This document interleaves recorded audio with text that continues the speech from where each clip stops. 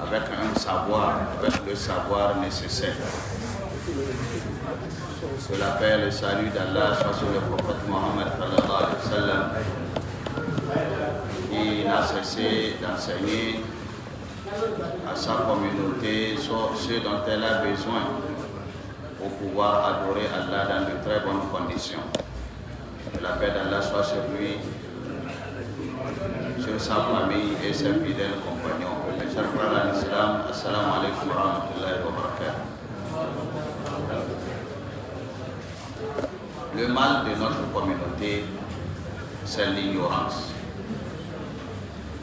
Le plus grand mal qui se trouve dans notre communauté aujourd'hui, c'est l'ignorance. Nous l'avions souvent répété ici et ailleurs, qu'aujourd'hui, le musulman d'aujourd'hui ne cherche même pas à connaître sa religion.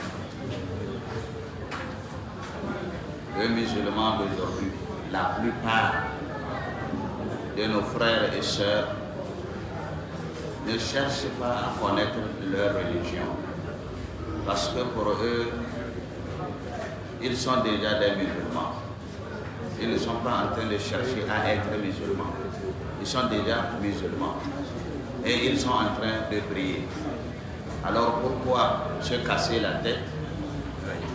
Pourquoi se fatiguer, vouloir connaître leur religion, alors que selon eux, ils connaissent déjà leur religion?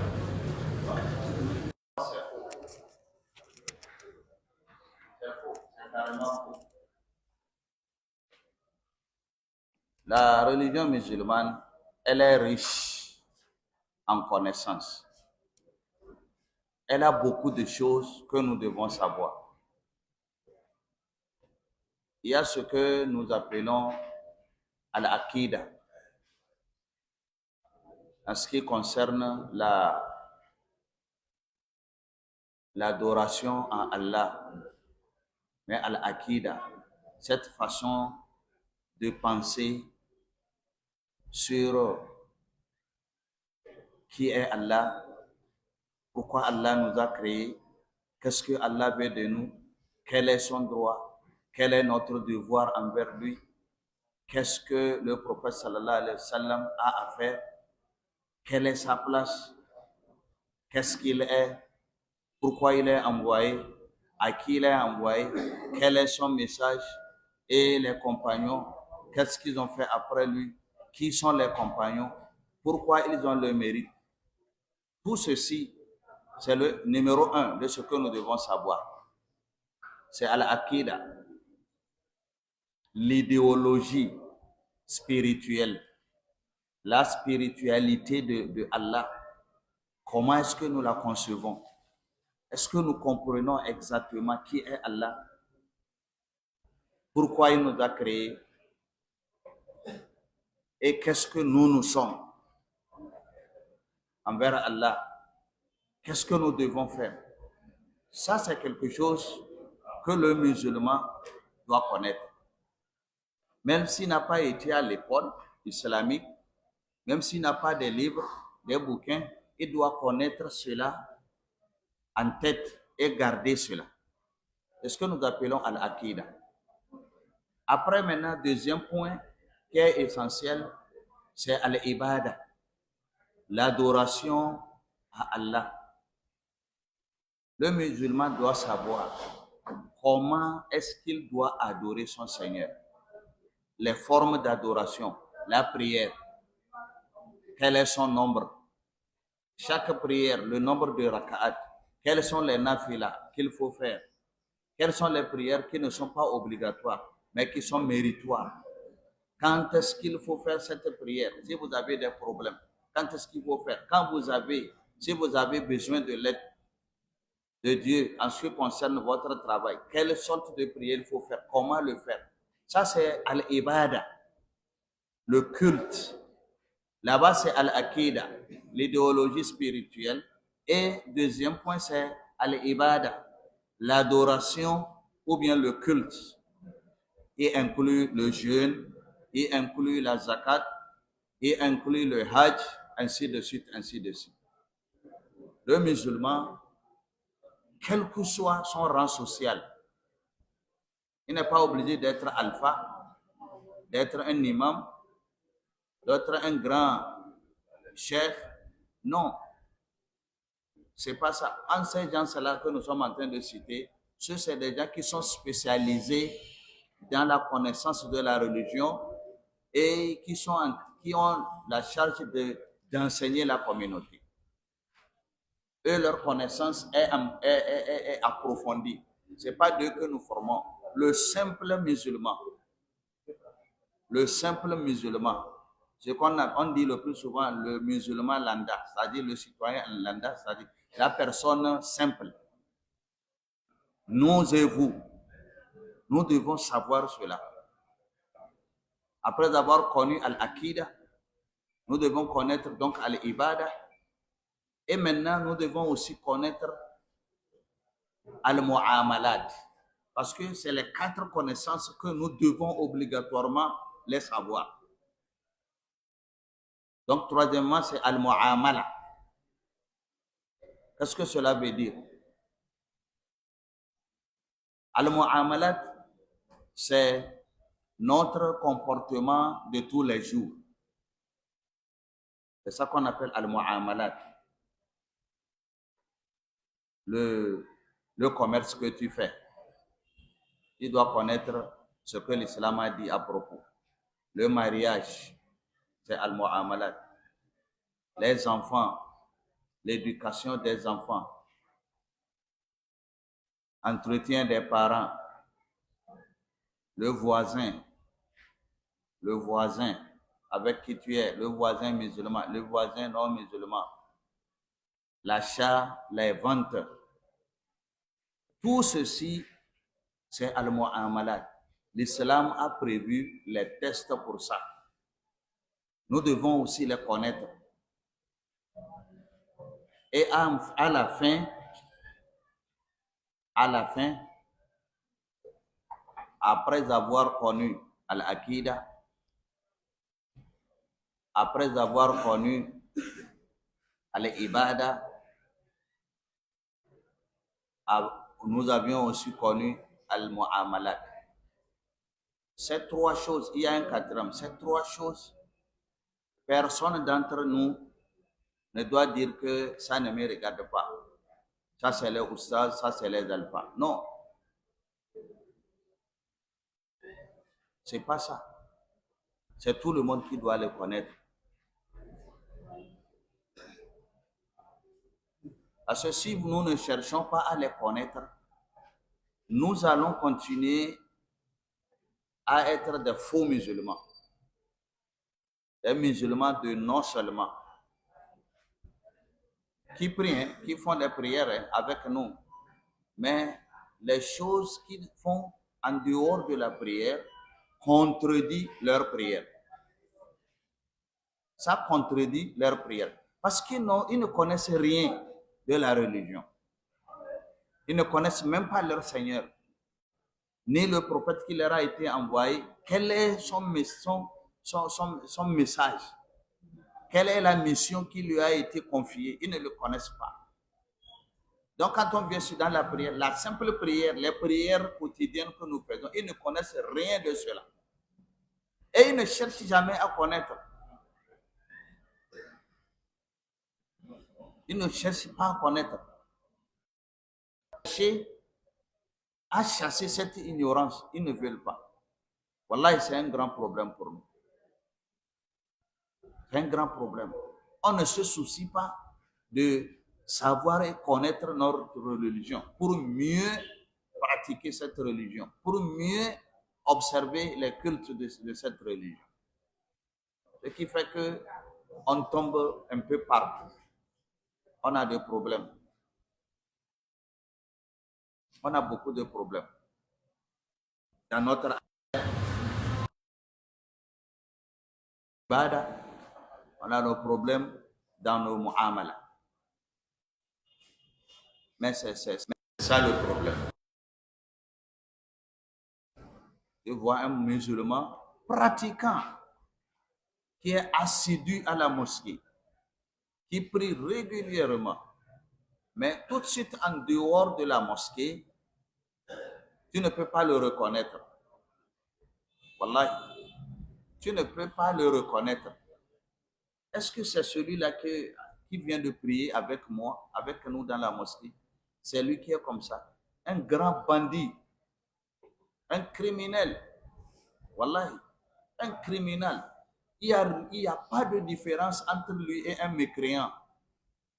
Wallahi, il est mauvais pour la société. Tout simplement, il prie.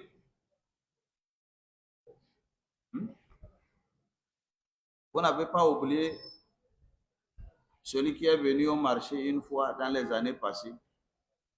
On lui a dribblé ici à Kodeswa. Quand il est venu chercher celui qui l'a dribblé, on lui dit que non, il est parti à la mosquée. Et il a dit, à Kodeswa, après Salah, après Salah. Oui.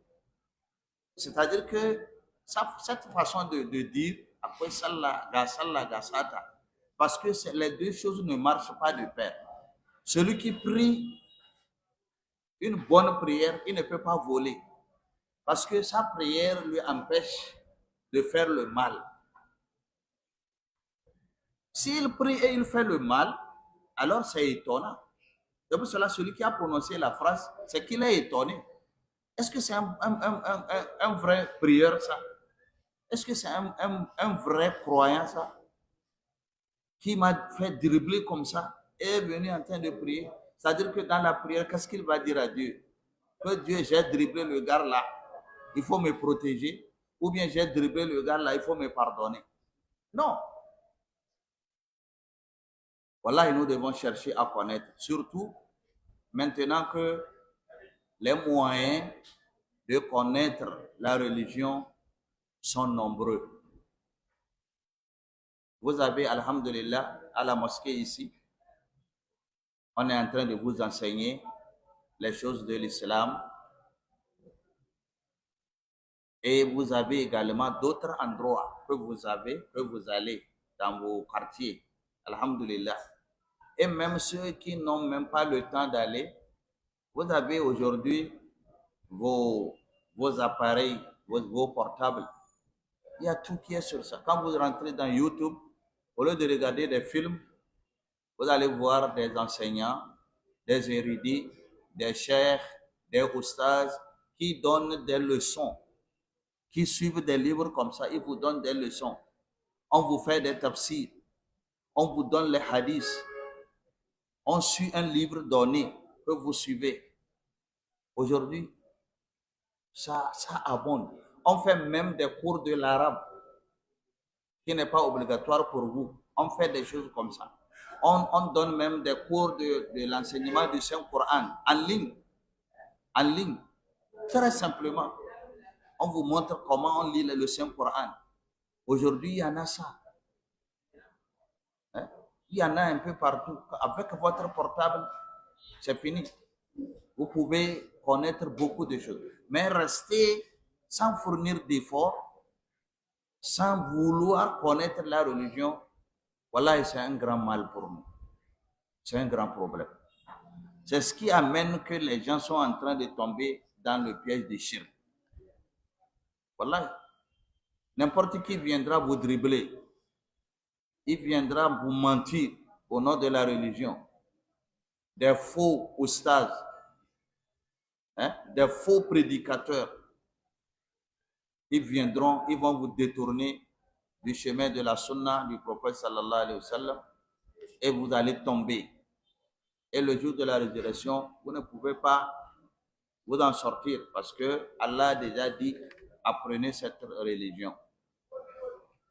Donc, alhamdulillah, dans cette mosquée, nous avions fait beaucoup d'efforts pour pouvoir enseigner aux gens ce qui va les sauver demain. Nous sommes dans le livre de Fathul Majid. Ça parle de Akida, parce que c'est le premier des choses que nous devons connaître.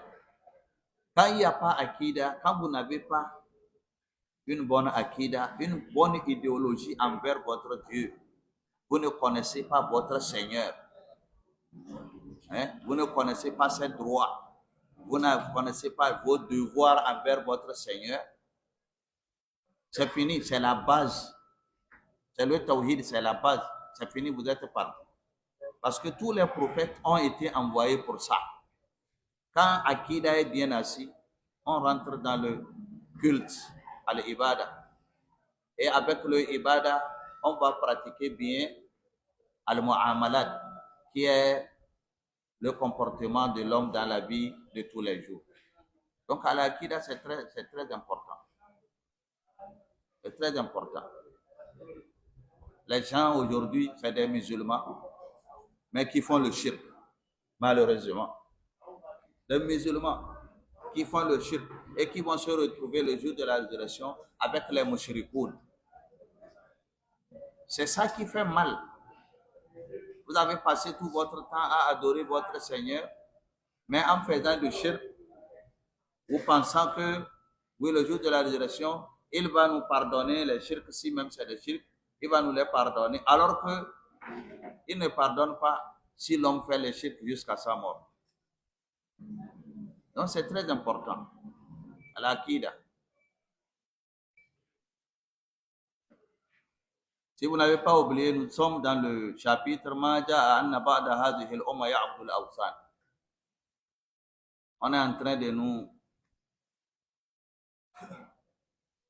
nous mettre en garde, de nous dire que certains dans cette communauté vont adorer les idoles. Certaines personnes parmi les musulmans, ils vont adorer des idoles. Ils vont adorer des choses qui sont comparables aux idoles que les gens adorent aujourd'hui, qui ne sont pas des musulmans, qui vont les adorer.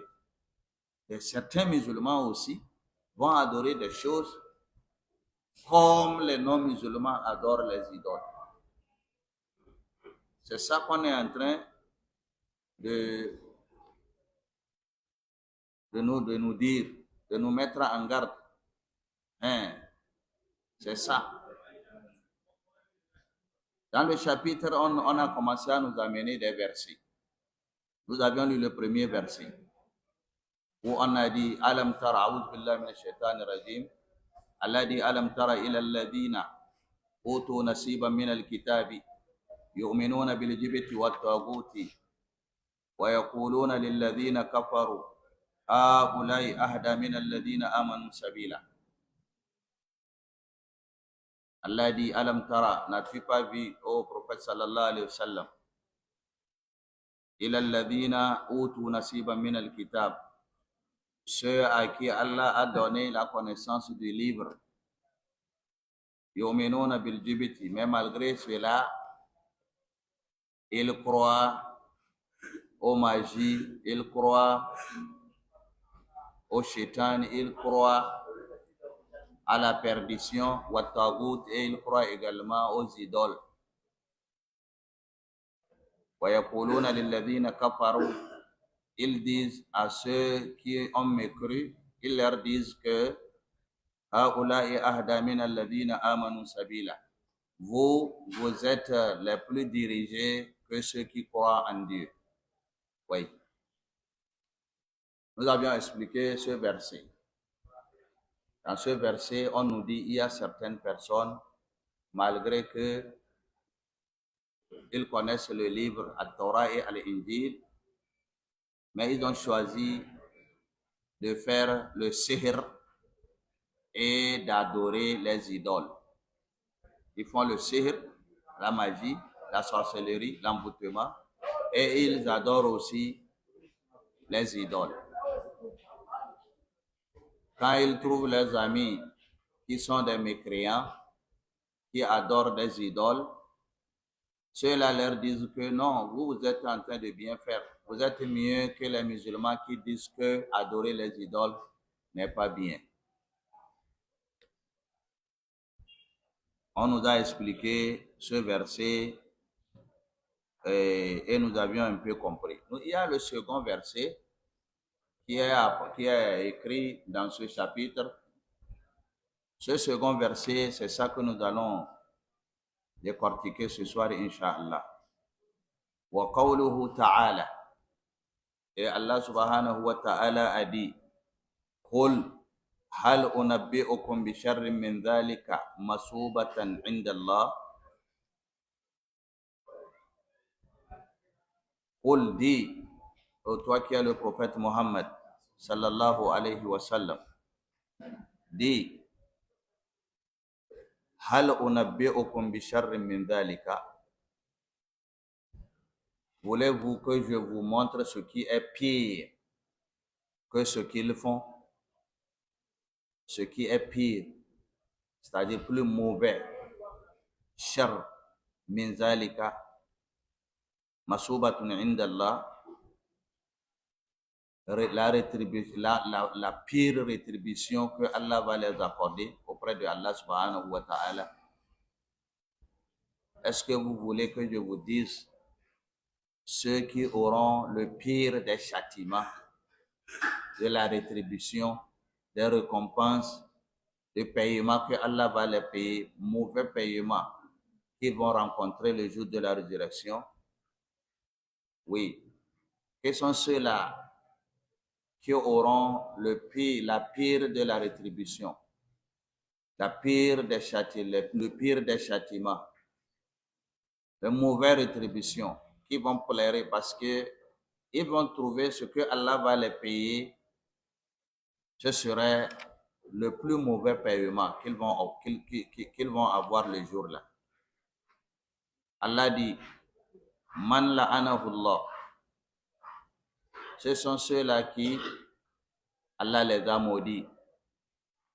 Man la'anahullah. Celui qui va recevoir le pire des châtiments, c'est celui-là qui Man la'anahullah. Allah l'a maudit.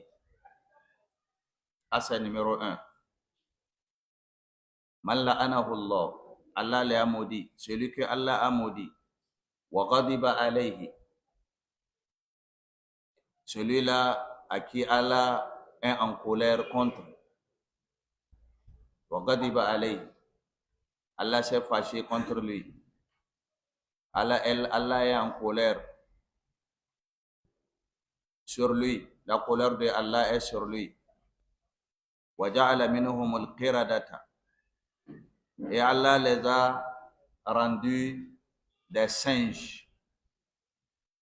Allah les a rendus des singes. Wal khanazira.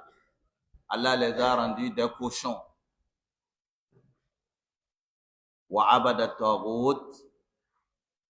Et Allah les a mis, ils sont devenus des adorateurs des idoles. Ceux qui adorent des idoles. C'est le châtiment que Allah va les réserver. D'abord, ils auront la malédiction de Allah. Deuxièmement, ils auront la colère de Allah. Troisièmement, ils seront changés.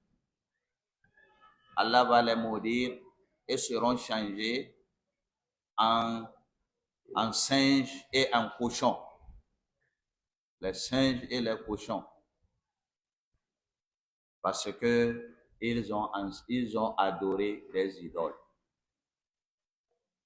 Ce verset nous dit beaucoup de choses. Si nous regardons dès le début jusqu'à Abad al-Taghut, nous allons comprendre que la plus grande faute qu'ils ont commise, c'est Abad al-Taghut.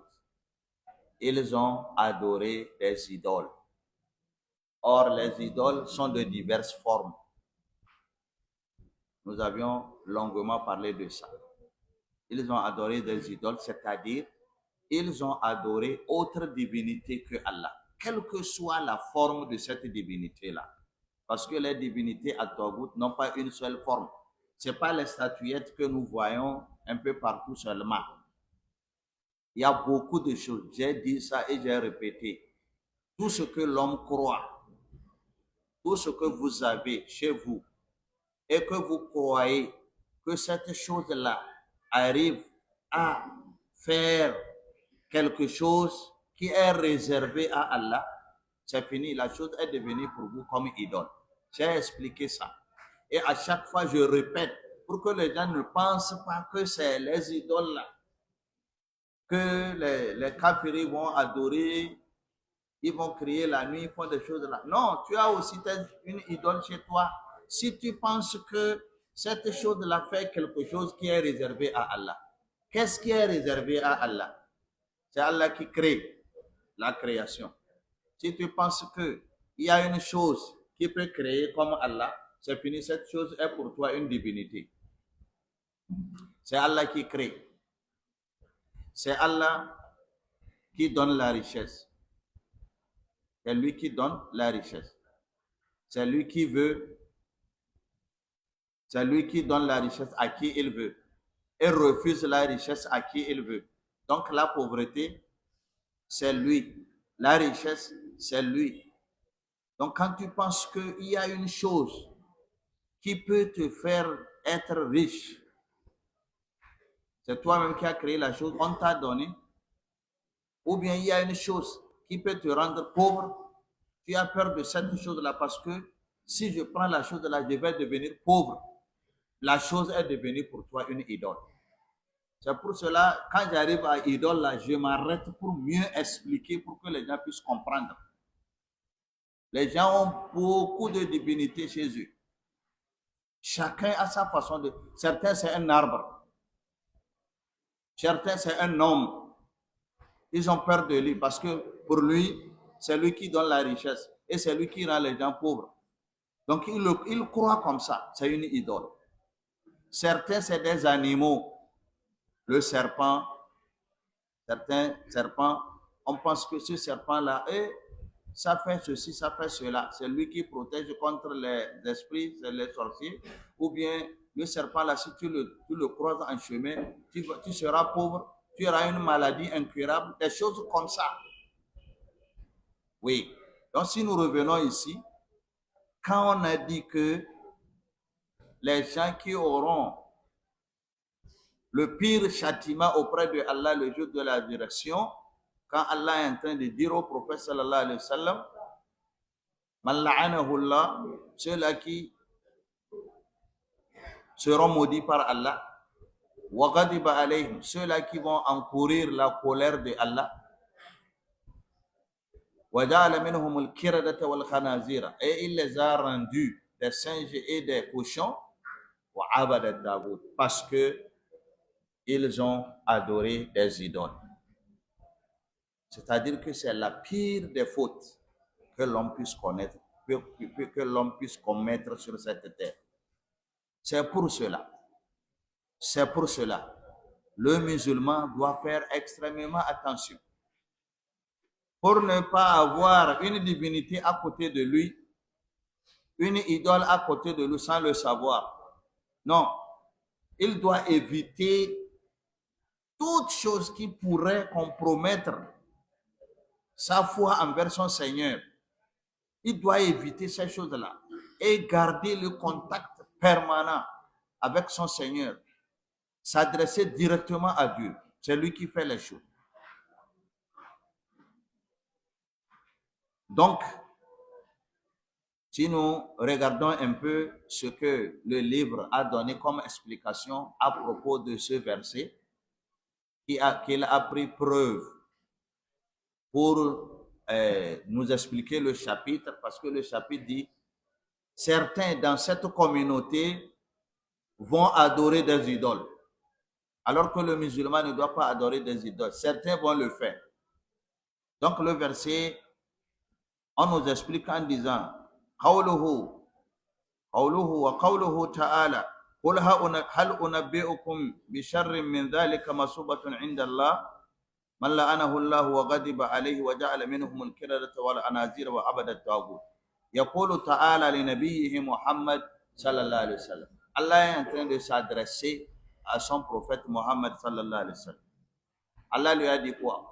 Allah lui a dit, dis, toi, il faut dire, toi prophète, Qul ya Muhammad, hal ukhbirakum, voulez-vous que je vous informe? Voulez-vous que je vous informe Bisharri jaza'in indallah, la pire rétribution auprès de Allah, la pire rétribution, le plus mauvais paiement que Allah va faire aux gens, yawm al-qiyamati, mimma tazunnunahu, en ce qui concerne ce que vous pensez. Qu'est-ce qu'eux, ils pensent? Eux, ils sont en train de dire que, dans le premier verset, Ha'ulai ahda min allazina amanu sabila, que ceux qui font le shirk là, c'est des gens qui sont les plus dirigés que les gens qui ne font pas le shirk, qui sont des musulmans. C'est ce qu'ils disent. Celui qui a l'habitude de faire le shirk, quand tu lui dis que ça là c'est mauvais, c'est toi qui es sur le mauvais chemin. Et toi qui ne connais pas ton Seigneur. Quel Seigneur a dit de ne pas chercher autre aide?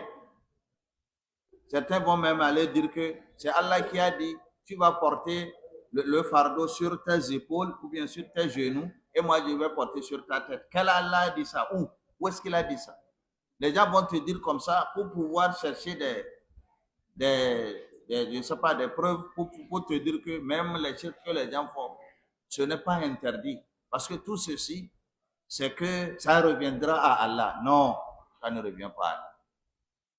Donc Allah est en train de dire, ceux-là qui disent que ce que les mushrikouna font, c'est mieux même que ce que les fidèles font, c'est à eux, Allah dit, il faut leur dire.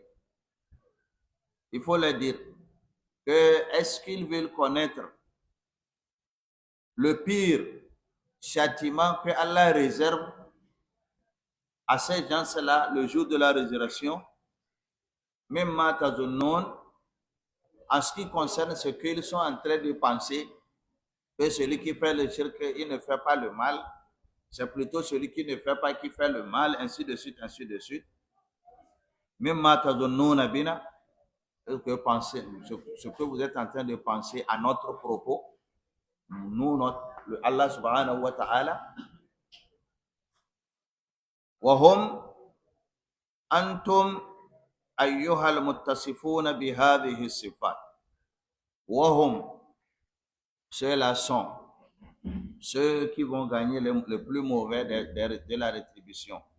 Allah dit, le prophète, le livre nous explique que Allah dit au prophète, dis-leur que wahum, ils sont antum, vous qui êtes en train de durer les idoles, ayyuhal muttasifuna, vous avez des attributions. Vous avez ce que quand vous faites, on sait que c'est vous. Bihazi sifat. Quels sont ces caractères ou bien ces comportements qu'on vous connaît? Al-mufassiratu. Vos comportements, on l'a expliqué dans le verset où Allah dit Man la'anahullah. Man la'anahullah. Parce que vous avez gagné la malédiction de Allah. Aïe aba'adahu. Quand on dit quelqu'un que Allah lui a maudit, cela veut dire que Allah lui a éloigné de lui. Aba'adahu Allahu min rahmatihi. Allah lui a éloigné de sa clémence. C'est-à-dire que Allah, il est clément. Parmi les gens, il y a la clémence de Dieu en général, il y a les clémences de Dieu aussi en particulier sur certaines personnes. Et ceux-là qui vont gagner la clémence de Allah, lui, il ne sera pas parmi eux. Or, nous qui sommes assis aujourd'hui, Wallahi, c'est la clémence de Dieu. C'est avec la clémence de Dieu que nous sommes assis. C'est avec la clémence de Dieu que nous sommes musulmans.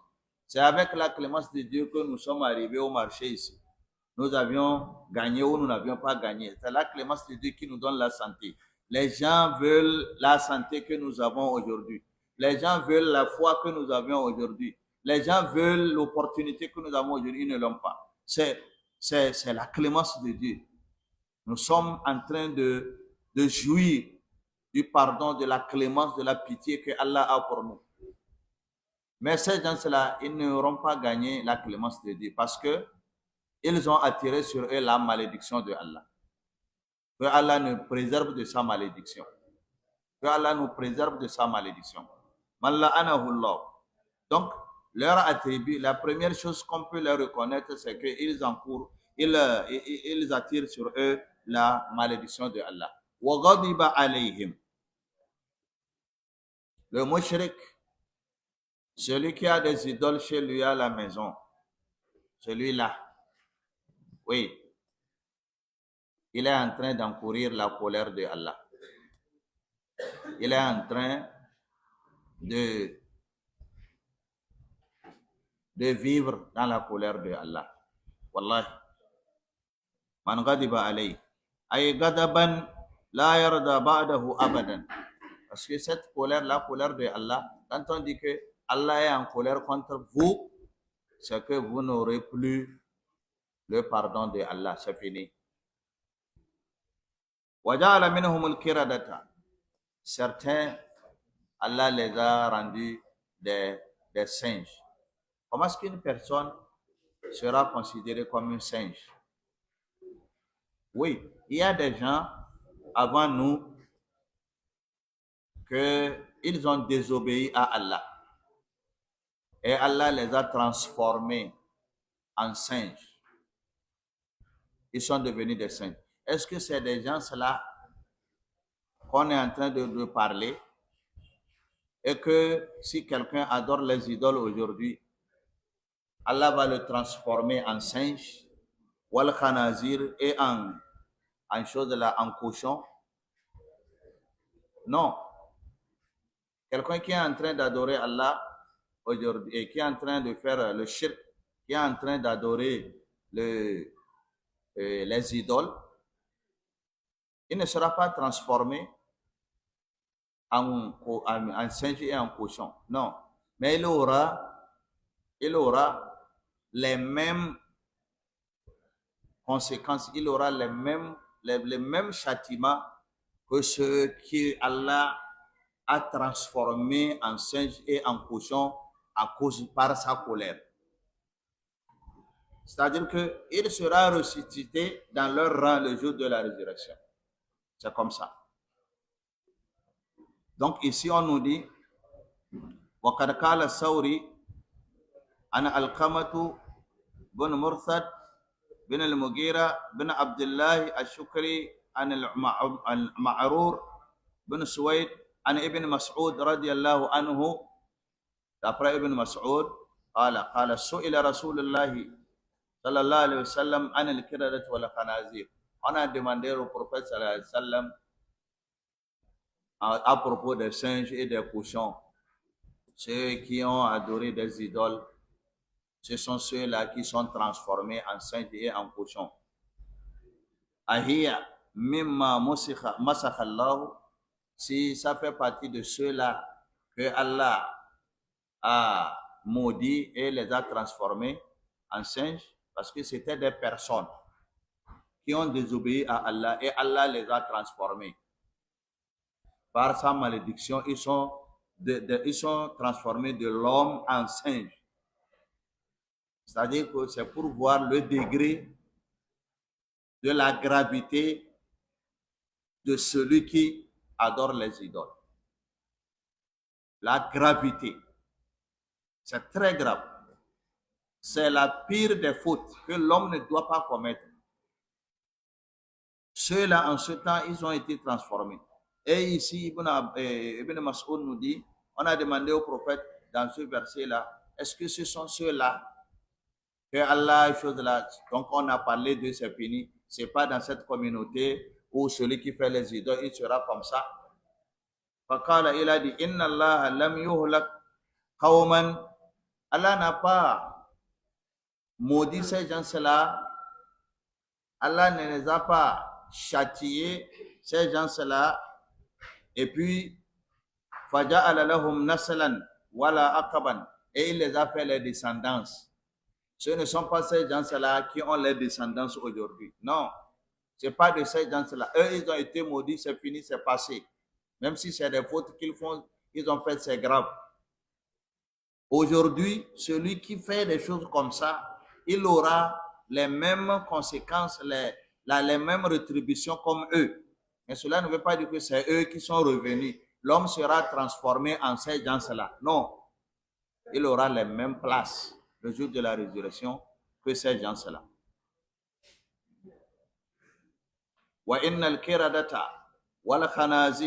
Parce que les singes et les cochons qu'on a parlé dans ce verset, c'était bien avant. C'était bien avant. Donc c'est ce que Ibn Mas'ud il a dit. Donc, cela veut dire que les gens qui nous ont précédés, ils ont fait cet entêtement et ils sont amusés avec les lois de Dieu, comme les gens le font aujourd'hui. Ils s'amusent avec leur Seigneur. Ils ne croient même pas en leur Dieu, la capacité de Allah de leur faire tout. Et pour cela, ils cherchent autre chose pour seconder Allah selon eux dans leurs besoins de tous les jours. Oui. Ils cherchent la richesse auprès de Allah dans leur prière et ils cherchent la richesse auprès d'une autre divinité que Allah. Des personnes, des charlatans, des envoûteurs, des sorciers, des magiciens, des statuettes, des quoi. La richesse, hein, le fait d'envoûter quelqu'un, de faire du mal au quelqu'un, ou bien la chance, c'est-à-dire que des choses que Allah seul fait, ils vont détourner pour en faire à autre chose. C'est pour cela il faut par tous les moyens possibles, tous les moyens pour pouvoir s'éloigner de ces trucs-là, de ces divinités, de ces je ne sais pas quoi, de ces je ne sais pas quoi. Nous avons dans nos milieux ces divinités. Nous avons dans nos familles ces divinités. Parce que nous les Noirs, même les Blancs, mais surtout nous les Noirs, nous avons des traditions, des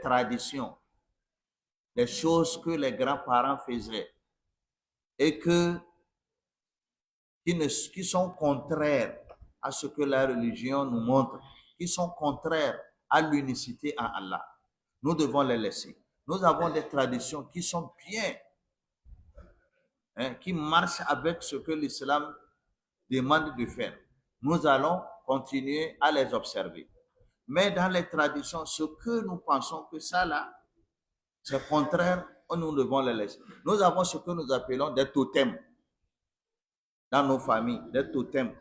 C'est-à-dire que on va te dire que dans cette famille-là, on ne mange pas telle chose. Dans notre famille, il ne faut jamais manger la chèvre. Parce que nous, dans notre famille, on ne mange pas la chèvre. Donc, dans notre famille, manger la chair de la chèvre, c'est haram. Et quand tu retournes dans le Saint-Coran, la chèvre, c'est halal. La chèvre, c'est halal. Ça fait partie de Samaniyata Azwaj. Nous avons 8 sortes d'animaux, de bêtes qu'on nous a permis de manger sans problème parce que c'est des herbivores. Nous avons le mouton, mâle et femelle. Nous avons la chèvre, mâle et femelle. Nous avons le bœuf, mâle et femelle. Nous avons le chameau, mâle et femelle. Donc, ça fait 4. Donc, la chèvre, où est-ce que toi, tu as fait sortir ça? Avant l'arrivée de nous, les gens qui étaient avant, c'est ce qu'ils faisaient. Ils disent que ça là, c'est haram pour nous et ça là, c'est halal. C'est pour cela le surat Al-Am est sorti. C'est pour les défaire, pour leur démentir que ce qu'ils disent là, c'est pas vrai. Certains disent que le bœuf est mâle, c'est haram pour nous. C'est la femelle qui est, ou bien c'est la femelle qui est haram tout de suite, ou bien la femelle qui a donné un seul enfant, il n'a plus donné d'enfant, c'est haram pour nous. Cette façon de faire haram sur ce que Allah dit que c'est halal. C'est ça, nous avons ça dans nos traditions jusqu'à aujourd'hui. Les gens qui prient, qui ont des choses comme ça. Ces façons de considérer là, Ça peut vous faire rentrer dans ce problème. Hein. Il y a une différence entre tu as mangé la viande de chèvre et tu as vomi. Donc, ça veut dire que ton organisme ne veut pas. Donc, c'est ton organisme qui ne veut pas. Cela ne veut pas dire que c'est haram. Mais tu vas nous dire que dans notre famille, on ne mange pas. Ta famille est musulmane. Dans la religion islamique, il y a ça. On mange. Mais l'organisme diffère. Quelqu'un, c'est le poisson. Quand il mange le poisson, il va vomir. Donc, il a interdit pour lui-même le poisson. Et c'est normal. Ce n'est pas tout ce qu'on t'a dit de manger que tu vas manger. Il y a certaines choses, ça ne peut pas aller bien dans ton organisme. Et ça, c'est normal. Mais tu ne veux pas nous dire que dans notre famille, on ne mange pas. Qui est votre famille là? Qui a donné cette loi? C'est les parents, les grands-parents, les aïeux, parce qu'ils ont été au champ une fois, au lieu de trouver la biche pour chasser, il a trouvé la chèvre. Et quand il a tué la chèvre, il l'a amené à la maison. Le jour-là, c'est tout le monde qui a eu mal au ventre. Et c'est fini, hein. Dans la famille, c'est venu, c'est parmi. Tu ne connais même pas ton grand frère, ton grand-père là. Et tu prends ça comme loi, tu gardes. Ce n'est pas bon. Cette façon de dire tout thème, oui, on a des kabia. Hein, kabia. Et c'est de l'emiadi, on ne mange pas ça, on ne mange pas ça. Non. Ça va vous conduire à rentrer dans l'erreur et à suivre les choses là. On dit que si tu vas n'importe où, si tu trouves telle chose là, il faut faire attention. Quand tu trouves l'arbre qui est debout tout droit, qui n'a pas de branche, il est en haut, tellement en haut, il faut avoir peur de lui. Parce que l'arbre là, ça peut te tuer. Tu vois, ces choses-là, ces choses-là nous font avoir des divinités. Il faut que nous nous méfions de cela. Il n'y a pas ça. Si tu vois quelque chose, tu as peur de cela, il faut dire Bismillahirrahmanirrahim. Et c'est fini, au nom de Dieu. Et tu manges, et tu sors bien intact. Ou bien si tu ne veux pas manger, tu t'en vas. Mais le fait d'avoir peur de cela, parce que c'est lui, il va te faire le mal. Non. Celui qui donne le bien, celui qui attribue le mal, celui qui donne ce qui est bon, celui qui attribue, celui qui par lui, tu peux avoir ce qui est mauvais parce que tu as fait du mauvais. Tout ceci, le pouvoir là, c'est dans les mains de Allah. C'est Allah seul. Il n'y a pas d'autre divinité. Donc, ces gens-là, ils ont encouru la colère de Dieu parce que ils se sont mis à adorer les divinités.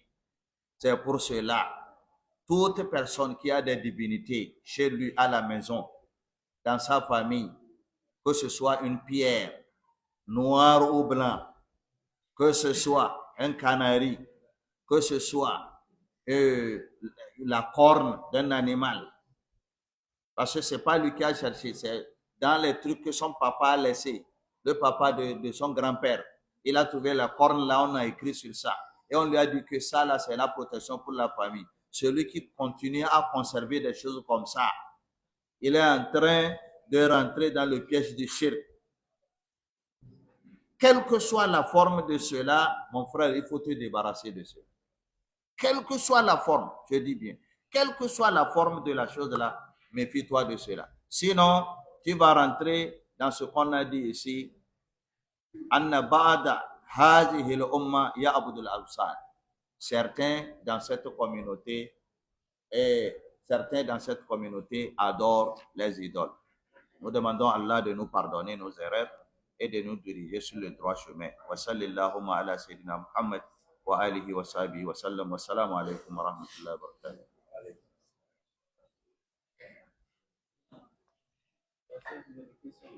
Oui, allez-y.